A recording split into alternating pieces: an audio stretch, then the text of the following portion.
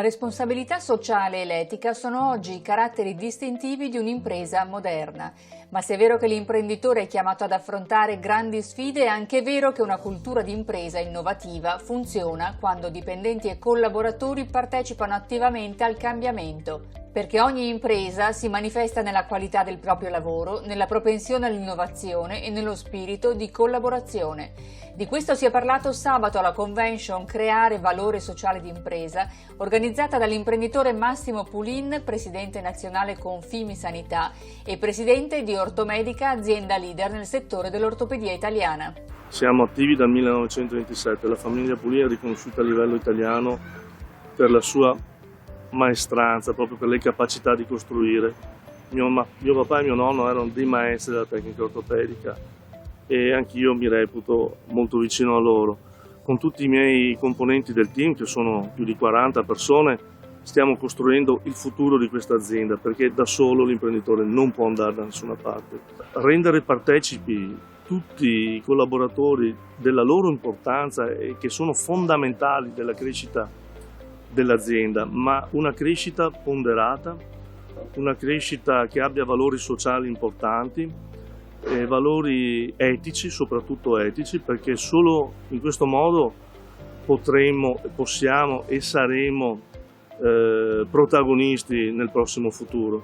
Ecco che allora questa giornata è volta proprio a questo, a ricreare quell'armonia che c'è sempre stata in azienda, ma soprattutto proiettarsi al futuro.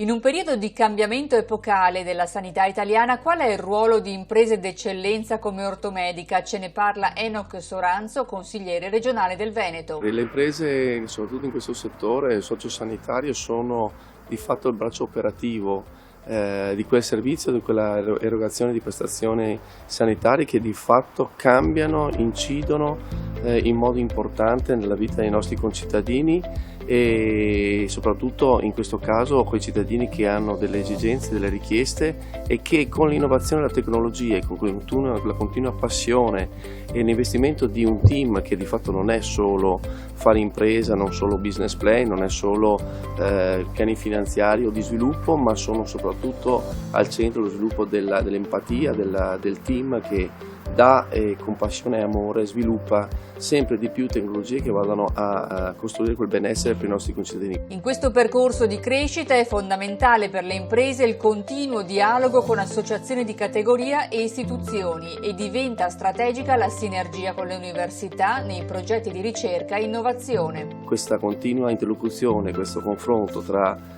le imprese che poi all'interno delle associazioni di categoria sono l'interlocutore primo per costruire provvedimenti che possono affiancare e dare ancora di più valore aggiunto a questo grande lavoro che fanno le imprese, per noi è sicuramente fondamentale e importante non solo per il presente ma per il futuro.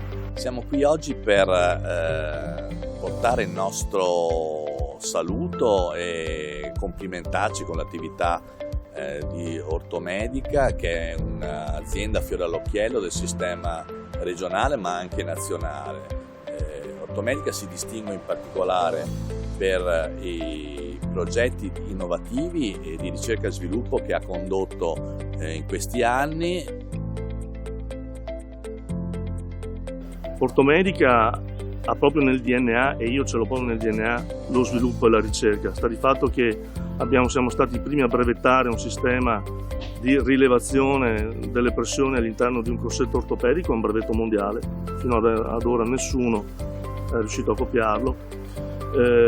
Collaboriamo con le due università che ci affiancano, Verona e Padova, e abbiamo portato a termine tutta una serie di investimenti grazie proprio alla ricerca e sviluppo, che nell'impresa di oggi deve essere di fondamentale importanza.